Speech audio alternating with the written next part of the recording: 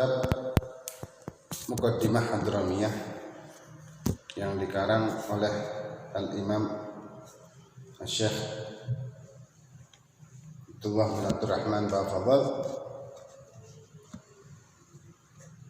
Dan kita masuk di masalah tentang kesunahan-kesunahan di dalam wudhu. Dan seperti yang sudah kita bahas sebelumnya, bahwa kesunahan di dalam wudhu ini sangat banyak sekali. Antara lain yang sudah kita bahas, bersiwak, kemudian mengucapkan bismillah, kemudian juga menyuci kedua telapak tangan, dan kemudian berkumur dan membersihkan hidung atau istinsyak, dan istinsar, mengeluarkan air dari hidung. Kemudian wal mubalaghatu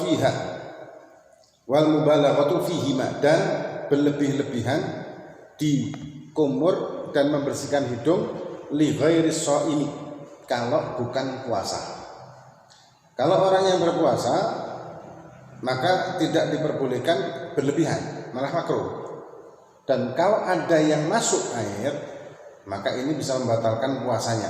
Masuk air tanpa sengaja ini bisa membatalkan puasanya. Kemudian wat tathlith, dan melakukan tiga kali kullin minal ghusli wal mashi wat takhlil, dari membasuh atau mengusap atau mentakhlil, menyela-nyela.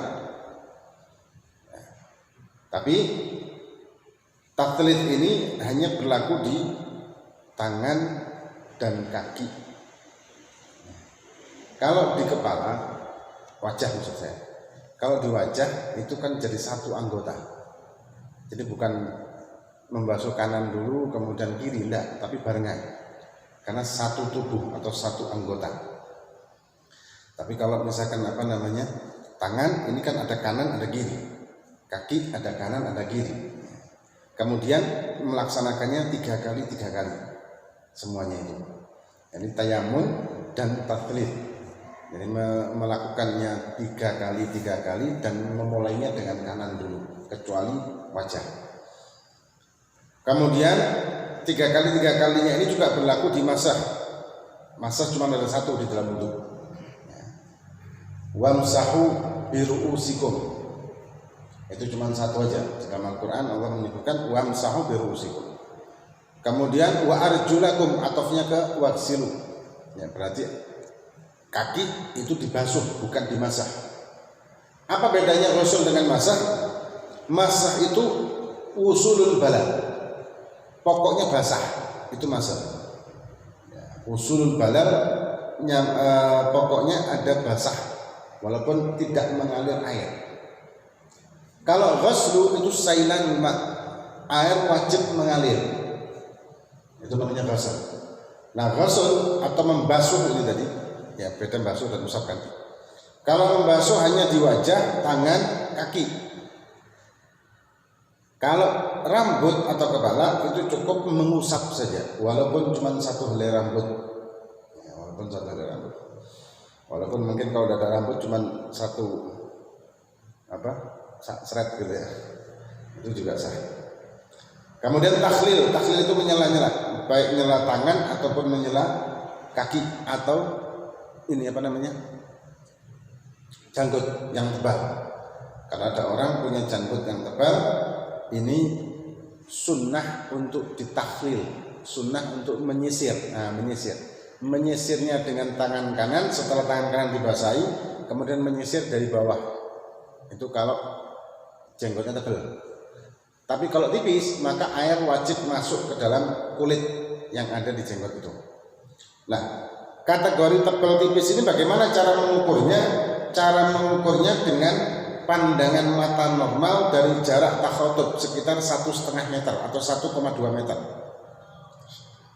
Dari jarak 1,2 meteran ini, mata orang normal bisa melihat warna kulit apa tidak? Kalau bisa melihat warna kulit namanya tipis berarti. Tapi kalau misalkan tidak bisa melihat warna kulit karena tebel, karena gembel subur, apa bahasanya? Subur, bukan subur, subur tanaman apa ya? lebat, kena lebat dan tidak kelihatan warna kulitnya, maka mafhum, maka dinamakan tebal. Jadi tidak sampai air masuk ke dalam itu kalau wudhu. Tapi kalau mandi wajib tetap harus. Ya, beda antara mandi wajib dengan wudhu, berbeda. Kemudian wa ya'khudhu syak bil yakin. Dan kalau ada orang yang dia ragu, misalkan ini tadi aku sudah mencuci tangan apa belum? Ya, tadi tangan sudah apa belum? Yakinnya kayaknya sudah, tapi kayaknya belum. Maka ambil yang yakin, atau kita ambil yang sebelumnya. Jadi gini, misalkan kita sudah masuk wajah, mungkin kenapa lupa, kan ada orang yang gitu kan, lupa. Tadi tangan sudah basuh atau belum? Setelah dia tahu-tahu ngusap rambutnya dan membasuh kakinya, tahu-tahu lupa, tadi tangan sudah apa belum? Kalau dia yakinnya itu sudah, tapi ragu kayaknya belum, maka ambil yang yakin. Tapi kalau misalkan dia yakin bahwa tadi belum, tapi kayaknya sudah, koyok wis tadi, tapi yakin sih guru, tapi koyok wis. Nah, kalau koyok wis ini berarti kan ragunya di sudah, maka ambil yang belum. Nah, jadi ambil yang yakin daripada yang meragukannya. Wa ya'khudhu syak bil yakin. Kemudian kalau jumlah rakaat di dalam sholat, ketika kita melaksanakan sholat lupa tadi itu ana rakaat ketiga apa keempat. Kalau ragu antara 3 atau 4 dan tidak ada yakinnya, maka ambil yang paling sedikit, yaitu 3. Tapi kalau misalkan saya yakin tadi 3, tapi kok koyoke 4, maka ambil yang 3 karena yakinnya. Tapi kalau sama-sama, maka ambil yang sedikit. Kemudian atau dia sudah 3 kali atau belum? Nah, kayak gitu. Yakin 3 kali atau belum? Ya kadang-kadang ada orang kan banyak yang kayak gitu. Jadi dia lupa. Ya maklum lah, mungkin karena banyak tekanan atau mungkin stres atau bagaimana. Kalian tadi anak sudah 2 apa 3, sudah basuhan yang kedua apa yang ketiga, maka ambil yang yakin. Karena kalau kita membasuh wajah atau tangan, pokoknya anggota wudhu, lebih dari 3 kali, yang pertama itu wajib, yang kedua ini sunnah, yang ketiga itu juga sunnah. Lah yang repot yang keempat. Kalau kita melakukan wudhu itu di air yang wakaf untuk wudhu atau wakaf untuk toharoh seperti masjid, maka yang keempat menjadi haram. Tapi kalau misalkan kita itu yang keempat dilakukan di air kita sendiri atau air yang bukan wakaf, maka yang keempat menjadi makruh. Ya. Jadi kan repot. Jadi kita harus. Nah, kalau misalkan kita ragu, maka ambil yang yakin aja. Kemudian wa mas'u jami' ar-ra's, dan mengusap seluruh rambut kepalanya. Nah, kalau ada rambutnya berarti. Itu mazhab Malik mewajibkan. Jadi seluruh rambut wajib terkena air. Itu mazhab Malik. Tapi kalau mazhab Syafi'i cukup 1 helai rambut. Nah, menyeluruhkannya atau meratakannya ke seluruh rambut, hukumnya adalah sunnah mazhab Syafi'i. Maka itu kalau ada orang yang haji atau umroh, kemudian dia bertaklid dengan Imam Malik tentang masalah batal wudhunya. Kalau Imam Malik menyentuh istri tanpa syahwat itu tidak batal. Ya mungkin takut istrinya hilang atau apa, akhirnya digandeng kan. Nah, karena kan rame gitu. Apakah cukup dengan taklid aja langsung begitu? Tidak. Terus wudhunya harus wudhu sesuai dengan mazhab Malik. Jadi bukan asal kita taklid begitu saja, tidak. Tapi wudhunya harus wudhu mazhab Malik. Nah kemudian bagaimana wudhu mazhab Malik ya tadi? Salah satunya menyeluruhkan, mengusap kepala di seluruh rambut kepala kita. Kemudian tambahan lagi dengan dalak. Dalak itu membasuh anggota wudu dengan menekan dan menggosoknya. Sedikit ada penekanan. Dalak itu semacam pijetan, urut diurut. Kemudian fa'ilam yurid nasma ala ra'sihi masa juz'an min ra'si thumma tamammahu ala satiri thalathan. Kalau misalkan dia pakai imamah, ada orang pakai imamah, repot kalau nyopot imamah takut brodol. Ya, karena ada orang yang imamah itu makainya susah. Jadi kalau dicopot harus makai lagi. Ya, dan makainya susah. Ada yang langsung gampang copotnya, copot ditaruh, dipakai lagi tetap tidak berubah. Ada yang seperti itu kan macam-macam Pak. Nah kemudian ketika dia pakai imamah repot untuk melepaskan, untuk memasangnya lagi, maka dia boleh agak diangkat begini. Jadi dikelihatkan rambut yang ada di kepalanya di ujungnya saja. Kemudian dia mengusap dari ujung sini. Jadi rambutnya yang kena. Kemudian diarahkan ke ini, ke imamahnya. Loh kan bahasa semua imamahnya. Loh kan ini masah, beda dengan usul, bukan diguyur imamahnya. Nah kalau imamahnya diguyur kan ya melempem akhirnya. Kopiah diguyur melempem. Nah terus ya tadi diusap rambut yang ada di sini, kemudian dijalankan ke belakang imamahnya sampai belakang. Kemudian kembali lagi, ambil lagi, begitu juga hal yang sama. Ya, itu caranya. Dengan tangan dua ya, tangan dua. Lakukan dengan tangan dua. Jadi duanya begini. Ambil gini, kemudian gini. Nah, untuk kalau rambut saja tanpa kepala, kalau rambutnya pendek, maka sunnah begitu ke sini, ke belakang dengan dua tangan, kemudian kembali lagi. Itu kalau kalau rambutnya pendek. Tapi kalau rambut panjang seperti perempuan cukup satu kali arah, tidak kembali, itu sunnahnya. Karena kalau kembali kan rambutnya panjang. Kemudian tsumma mashul udhunaini zahirihima wa batinihima. Zahirnya dan batinnya. Kemudian mengusap telinga, zahir dan batin, ya telinga. Tiga kali juga sama. Dan sunnahnya mengusap telinga ini di dalam total seluruh sholat itu ada dalam total seluruh wudu itu ada 12 kali dibasuhnya telinga. Jadi totalnya itu ada 12 kali dibasuhnya telinga itu ada 12 kali. Kemudian yang pertama dengan kepala, dengan waktu membasuh. Pertama di wajah. Ketika membasuh wajah sunnah untuk juga mengusap atau melebarkan posisi usapan atau basuhan di wajah sampai ke telinganya. Kemudian ketika membasuh mengusap rambut juga sama di telinganya juga dikenakan. Itu sunnah juga. Kemudian sudah 3 kali zahir dan batin. Ini zahirnya, ini batinnya. Jadi dan batinnya dengan ini, dengan ibu jari. Begini kan, kemudian. Nah, kemudian wa takhlil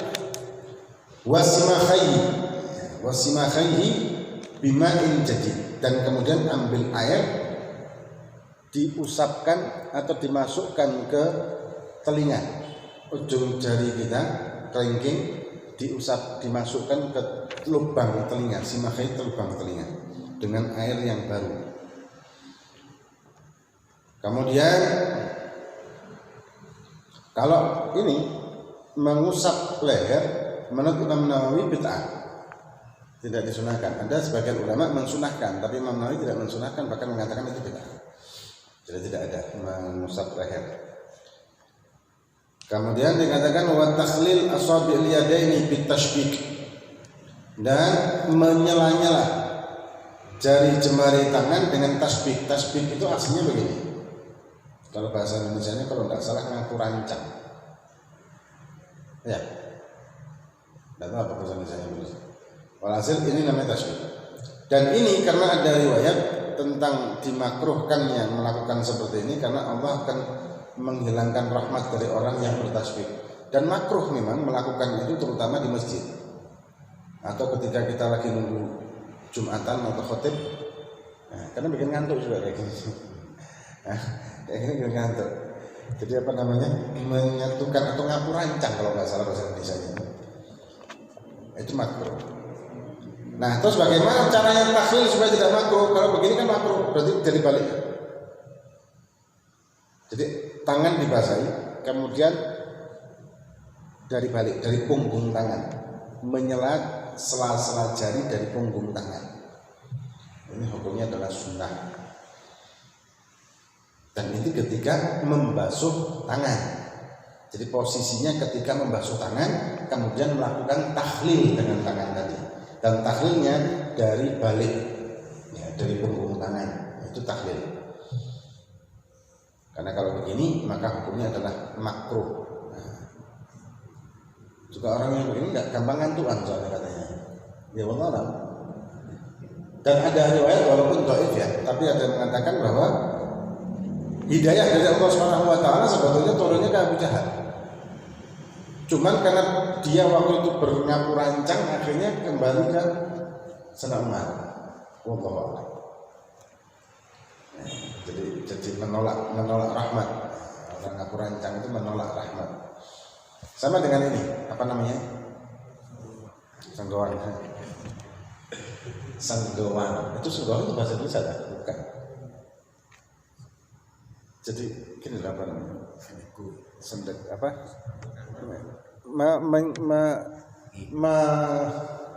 Memangku dagunya dengan tangan itu juga memakruhkan. Kenapa? Amalan orang ahli nar. Termasuk memakai perhiasan dari besi karena huli ahli nar. Perhiasannya penduduk neraka katakan Nabi. Dari besi. Kalau dari perak sunnah malah cincin dari perak. Kemudian wa asabi' rijlaini bi khinsir yadil yusra min asfal khinsir yumna ila khinsir yusra.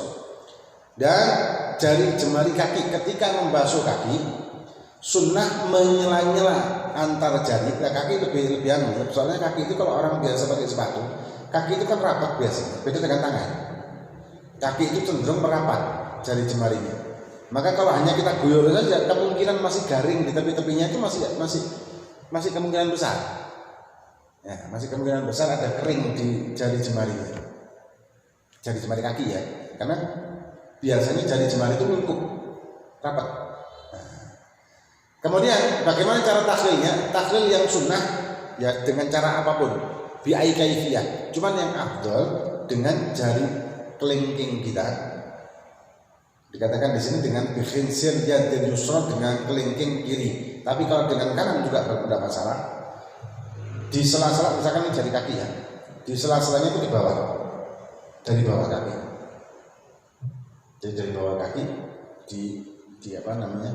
Di sela-selanya dibasahkan air kemudian di waktu membasuh kaki. Itu waktu membasuh kaki. Kemudian wat tayamun, tadi yang kita sudah bahas di awal, tayamun itu mendahulukan yang kanan. Yang mendahulukan yang kanan atas yang kiri. Itu di beberapa anggota wudu seperti tangan dan kaki. Tapi kalau misalkan wajah dan rambut tidak ada tayamun. Tidak ada tayamun. Beda dengan halq. Kalau mencukur itu disunahkan mencukur rambut itu dari kanan dulu baru kiri.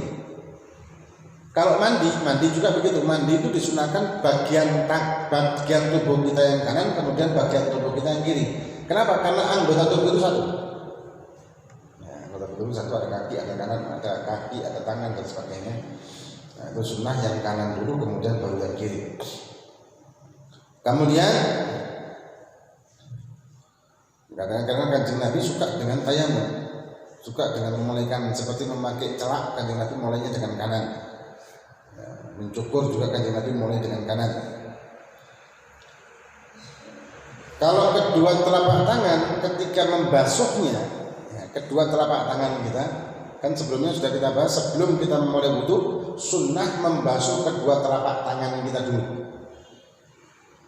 Baik kita celupkan ke dalam air atau digerucur. Nah, kalau kedua telapak tangan ini itu satu anggota, beda dengan membasuh tangan. Kalau membasuh tangan itu beda, tangan kanan dan tangan kiri. Tapi kalau telapak tidak ada kanan, tidak ada kiri semuanya. Nah, jadi kalau membasuh tangan, untuk membasuh telapak tangan untuk yang sunnah, maka semuanya dua-duanya langsung sekaligus. Nah, kemudian kalau membasuh tangan untuk yang rukunnya, maka dimulai dari tangan kanan kemudian baru tangan kiri. Begitu juga dengan pipi kanan, pipi kiri ini disatukan jadi satu. Ya, tidak memulainya dengan kanan dulu kemudian kiri, tidak, malah makruh. Malah makruh hukumnya kalau seperti itu. Kemudian wa italatul hurratihi wa tahjirihi, dan memanjangkan atau melebarkan basuhan wajah. Itu hurrah itu berarti melebihkan batas muka. Wajah ini batasannya adalah mulai dari ujung rambut normal, ya, ujung rambut normal seseorang sampai janggutnya, itu panjangnya. Lebarnya minal udhuni ilal udhun. Udhun tidak termasuk, telinganya tidak termasuk bagian dari wajah sebetulnya. Nah, melebihkannya sampai telinganya kena, sampai bawah dagunya ini juga kena, dan simafain. Kalau simafain ini apa, sodafain ini di sini, pelipis agak ke sini, ini juga harus kena. Ya, pelipis ini juga harus kena. Itu karena bagian dari wajah. Dan melebihkannya sampai batasan melebihi batas wajah yang normal, ini hukumnya adalah sunnah. Bahkan kalau kita mengatakan atau menganggap bahwa melebihi itu hukumnya wajib. Jadi kalau melebihkan itu wajib. Kalau kita meyakini membasuh telinga itu hukumnya wajib, maka tidak ada masalah. Karena di dalam kaidah, di dalam hukum, kalau kita meyakini sesuatu yang asal hukumnya adalah sunnah dengan ya wajib, jadi meyakini sesuatu yang sunnah itu adalah wajib, maka tidak berpengaruh dengan ibadah itu. Tapi kalau sebaliknya, meyakini sesuatu yang wajib adalah sunnah, maka berpengaruh dengan sahnya ibadah tersebut. Contoh banyak di antara kita yang meyakini tasyahud awal itu wajib, ya kan? Banyak kan yang seperti itu. Sampai-sampai kalau orang imamnya lali tasyahud awal, dibengoi dengan subhanallah. Subhanallah. Akhirnya imamnya duduk. Setelah lupa imamnya sudah berdiri ke rakaat ketiga, lali dan tasyahud awal, dibengoi subhanallah, balik duduk. Nah, apa hukumnya? Kembali ke sunnah. Kalau di dalam sholat, hukumnya membatalkan sholat. Dan ini banyak kasus, banyak banget kasus seperti ini. Loh, kenapa? Tasyahud awal itu bukan rukun. Tasyahud awal itu sunnah abad. Jadi kalau kita tinggalkan dengan sengaja bahkan, itu tidak mempengaruhi sholat kita, tetap sah. Hanya saja dianjurkan kita untuk sujud sahwi, bukan diwajibkan. Kecuali imam sujud sahwi, maka wajib bagi kita untuk sujud sahwi. Nah, kalau imamnya. Nah, kemudian jadi menyatakan sesuatu yang sunnah adalah wajib, meyakininya tidak ada masalah. Kemudian buat tahjil ini melebihkan batasan di tangan dan juga kaki. Tangan itu batasannya adalah siku. Tapi la yatimul wajib illa bi fawa wajib, tidak bisa sempurna kewajiban kecuali ditambahi dalam hal ini, maka ditambahi itu hukumnya wajib. Nah, ditambahinya tambah sedikit. Pokoknya di atas itu. Walaupun cuma 1 cm di atas itu. Nah, membasuhnya sampai lengan atas sampai pundak. Ya, ini hukumnya adalah sunnah. Ya, hukumnya sunnah. Bahkan kalau ada orang terpotong tangannya, pas terpotongnya itu di lengan. Kalau terpotong di lengan, tetap wajib yang sisanya. Ya, sisa lengan itu tetap wajib harus dibasuh sampai di atas itu. Kalau pas sikunya, pas sikunya persis pas, maka tetap wajib karena masih ada siku. Ya, wajib dibasuh di atasnya siku sedikit, kira-kira 1 cm. Nah, kalau terpotongnya di atas sikunya yang terpotong, maka sunnah. Nah, tidak lagi wajib ya, sunnah untuk membasuh yang sisanya. Nah, karena sisanya sunnah. Begitu juga dengan kaki. Ya, kaki kalau misalkan terpotongnya itu pas mata kaki, maka tetap wajib karena ada mata kakinya kan. Nah, kalau yang terpotong di atas atau di betis, maka tidak lagi wajib membasuh kaki, tapi sunnah membasuh sampai dengkul. Ini posisi kalau di tangan, kalau tidak ada tangan, tidak ada kaki ya. Tapi kalau yang anggota wudhu yang dua, tidak mungkin kan? Tidak ada wajah, gimana tidak ada wajah? Mati lah orang. Atau tidak ada rambut kepala, gimana caranya? Kan tidak mungkin. Gondol kan ada kepalanya. Kan mahsu roksi, ya, mengusap kepala atau rambut yang ada di kepala. Kalau tidak ada rambutnya, maka kepalanya. Nah, kalau kepalanya tidak ada, mati berarti. Kemudian, dan ini sunnah ya, sunnah. Bahkan kalau kita mengatakan atau mewajibkan pada diri kita lebih bagus. Ya, jadi melebihkan membasuh tangan itu sampai ke pundak, kemudian membasuh kaki sampai ke dengkul. Ini hukumnya sunnah. Tapi perlu diperhatikan lagi, kalau kita wudhu di tempat terbuka, yang ada orang laki, yang ada orang laki atau orang perempuan, ya di situ. Kalau kita wudhu di tempat yang terbuka, maka jangan kita membuka aurat dengan alasan melakukan sunnah. Kenapa? Menutup aurat hukumnya wajib, membukanya dengan alasan sunnah maka tetap mendapatkan keharaman. Melakukan sesuatu yang hukumnya sunnah dengan keharaman, maka dia tidak mendapatkan pahala sunnah itu, malah mendapatkan susuk busuk. Mencium hajar aswad hukumnya sunnah, pahalanya besar. Tapi ketika kita menciumnya, membayar bodyguard, membayar penjaga, membayar orang-orang untuk menghalau mereka hingga kita bisa mencium hajar aswad, maka ini termasuk bentuk kezaliman. Di Masjidil Haram itu semuanya punya hak, tidak ada pengecualian, semuanya punya hak yang sama. Nah, tidak ada yang ini lebih utama, ini harus dikasih jalan, tidak, sebetulnya tidak ada VVIP apa segala macam, tidak ada, aslinya tidak ada, tidak bisa begitu. Kayak sholat, nanti kalau ada VVIP mau datang, maka soft pertama dimunculkan, orang sudah penuh, banyak waktu Jumatan penuh sudah, tapi tidak bisa ke soft awal, karena pas soft awal mau ada tamunya sih macet, tidak bisa begitu.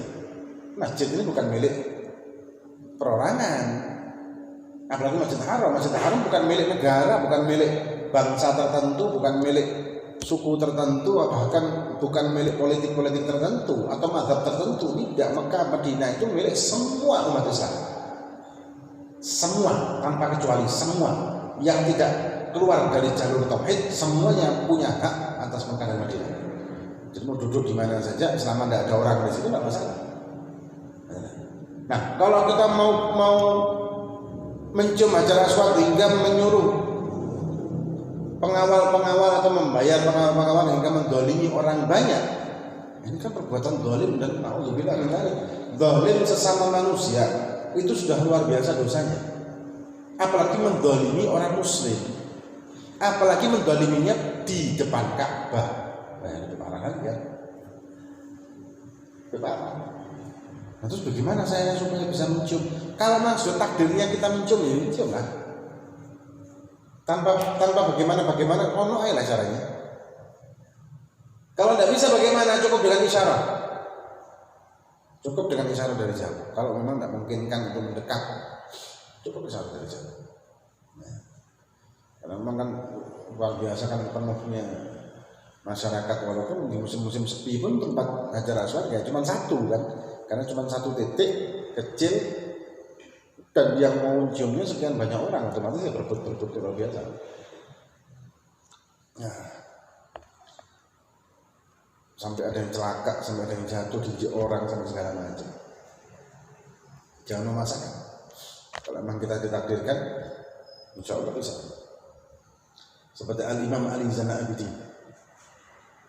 Imam Ali Zainal Abidin bin Husain cucu dari baginda, cicit dari baginda Nabi kita Muhammad SAW. Suatu saat ada Hisham bin Abdul Malik. Hisham bin Abdul Malik ini anaknya penguasa waktu itu. Dia sama pengawal-pengawalnya, sama tamu-tamu dari Syam, pingin tawaf di Ka'bah atau haji atau umrah. Waktu tawaf mereka dikawal dengan pengawal-pengawal. Kemudian mereka berusaha mencium Hajar Aswad tapi tidak bisa karena banyak orang. Waktu itu banyak orang. Jadi mau mendekat Hajar Aswad tidak bisa. Angin walaupun dengan pengawal. Akhirnya kepegelan Hisham ini kita istirahat dulu di waktu itu di Mekah tidak ada bangunan-bangunan yang seperti sekarang. Ada bukit. Kemudian naik di atas bukit bikin kemah di situ sambil melihat orang-orang tawaf. Jadi kelihatan bukit itu di atas. Kelihatan dekat gitu. Nah, berapa lama ada sosok satu orang tanpa pengawal, tanpa apa-apa. Orang ini kurus, agak kehitaman karena matahari. Datang sendiri, pakai pakaian ihram, sendiri, satu. Datang ke tempat tawaf. Ketika sampai di tempat tawaf, matofnya itu kan tempat tawaf. Orang-orang yang tawaf itu melihat. Begitu melihat, subhanallah, semuanya mandek jerek. Mandek total. Berhenti. Padahal tawaf suruh berhenti. Kalau sekarang berhentinya itu kalau ada qomat. Nah, kalau qomat baru berhenti mereka. Kalau ini berhenti kok mandek. Terus biar buka jalan. Orang-orang itu meminggir-minggirkan yang lain untuk membuka jalan tanpa dia suruh. Dia sendiri jalan sama, tidak ada yang berdesaan sama beliaunya sampai Hajar Aswad, cium Hajar Aswad. Begitu mencium Hajar Aswad, beliau balik kanan, mulai tawaf. Orang-orang berjalan tapi tidak ada yang desak beliau. Semuanya jaga jarak dengan ta'zim, semuanya jaga jarak dengan kemuliaan, semuanya jaga jarak dengan mahabbah. Terus sampai satu putaran, sampai Hajar Aswad, nyium lagi. Cium lagi, balik kanan lagi, putar lagi. Hajar Aswad, cium lagi, sampai itu juga nyium Hajar Aswad tanpa ada desak-desaan dan tanpa ada pengawal apapun dan bodyguard apapun. Nah, orang-orang Syam melihat kayak gitu kaget kan, siapa ini orang? Kita dengan pengawal, ini orang-orang besar, orang-orang pembesar, bangsawan-bangsawan dengan pengawal-pengawal, ini anaknya Amir Abdul Malik waktu itu kan Amir, dia tidak bisa, tidak bisa untuk mendekati Hajar Aswad karena banyaknya orang. Bahkan pengawal-pengawal tidak sanggup membiak orang-orang ini membuka lautan manusia, itu tidak bisa. Tapi ini orang satu, tidak ada pengawal, tidak ada apa-apa, kok bisa? Karena nanya, ya Hisham, man huwa? Ya Hisham, siapa ini orang? Jawabnya Hisham tahu, cuma hasud. Ya orang ini apa ya? Orang kalau sudah hasud, hikit, dengki dan bencinya repot. Dia mengatakan la arif sambil melengos. Aku nggak tahu aku. Karena tahu, Hisham tahu. Nah, karena memang para ahli bait Nabi Muhammad SAW dan para dzurriyyahnya itu memang dicintai oleh masyarakat, bukan ditakuti. Ya, beda dengan penguasa. Kalau penguasa kan ditakuti, seperti zaman-zaman para sultan-sultan di Hadramut, sultan-sultan itu ditakuti, kerajaan ditakuti. Salah Fakih Muqaddam dicintai. Maka itu para sultan takut sama Salah Fakih Muqaddam. Kenapa? Karena masyarakat lebih cinta sama Fakih Muqaddam daripada sama penguasa. Dan itu di mana-mana. Di mana-mana seperti itu memang. Maka itu takut beliau akan menggunakan kecintaan masyarakat untuk melakukan pengambil alihan kerajaan Hadramut waktu itu. Dan akhirnya beliau mengatakan, kami ahli bait, kami tidak akan pernah memberontak atau menggunakan pedang. Pedangnya pecah. Ini kita dakwah sih sudah meneruskan mengajak umat untuk ke Allah dengan cara yang benar, bukan pakai macam-macam. Katanya beliau seperti itu. Nah, salah satu rombongan itu tidak terima dengan omongannya Hisham ini. Hisham ini tahu kok jawabnya la arif, cuma tidak enak. Langsung nyeletuk, anak arif. Walakinni a'rif dia. Walakinni a'rif. Yaitu seorang yang bernama Farosdak dari Bani Tamim. Ya, Farosdak dari Bani Tamim seorang penyair. Kaget semua ini ya. Langsung mengatakan, man huwa ya Abul Faras? Siapa beliau? Keluarlah bait tanpa rencana. Ini hebatnya penyair. Keluarlah 30, kalau tidak salah 38 syair, 38 abiyat syair tanpa rencana. Hadzal ladzi ta'riful batha wa ta'tuhu wa baitu wa rabbuhu terus sampai 38. Yang menceritakan kemuliaan ini orang. Siapa beliau? Al-Imam Ali Zainal Abidin Ibn Husain. 38 abiyat. Tanpa ngarang, tanpa mandek, langsung spontanitas. Karena mahabbah dan kemuliaan dari ahli baitnya Nabi Muhammad SAW. Akhirnya marah Isa, dimasukkan ke penjara. Sampai penjara. Imam Ali Zamiri dengar kabar bahwa Farosdak di penjara gara-gara muji-muji teh. Antum dipuji-puji, marah ini Isa, terus dimasukkan penjara Farosdak. Kesian Imam Ali Zamiri ngasih hadiah 1000 dinar. 1000 dinar itu 1 dinar kalau uang sekarang kira-kira sekitar 2,5 juta. Ya, kira-kira sekitar 2,5 juta. Sekitar 4 gram emas. 4,25 gram. Berapa? Ya 2,5 juta ya kira-kira segitu ya. 2,5 juta. Ini 1000 berarti berapa? 2,5 miliar hadiah cuma-cuma. Karena kasihan sama Farosdak kasih hadiah. Begitu dapat dari mana nih? Dari Imam Ali Zainal Abidin, hadiah buat antum. Nah, katanya Farosdak, anak mengucapkan dan mengeluarkan dan memuji beliau karena beliau memang pantas untuk dipuji. Dan kemuliaan dari dzurriyyah Nabi Muhammad SAW karena tidak mengharapkan balasan apapun. Ya, karena mencintai ahli baitnya Nabi, mencintai dzurriyyahnya Nabi, mencintai para keturunan Nabi adalah kewajiban dalam syariat. Dan para dzurriyyah Nabi tidak boleh meminta mereka dicintai. Kenapa? Ya karena syariat sudah mewajibkan, mereka tidak perlu untuk minta. Ini karena syariat. Kembalikan lagi ke Imam Ali. Tidak mau Farosdak. Apa jawab Imam Ali? Nahnu ahli bait, kita ahli bait. Kalau kami memberi maka pantang bagi kami untuk mengambil kembali. Jadi kalau ngei tidak boleh balik. Balik lagi. Kemuliaan yang luar biasa. Ini kekhususan dari orang-orang yang memang dekat dengan Allah. Makanya julukannya Zainul Abidin, orang yang sebaik-baiknya ahli ibadah. Dia kalau sholat tidak kurang dari 1 rakaat tiap malam.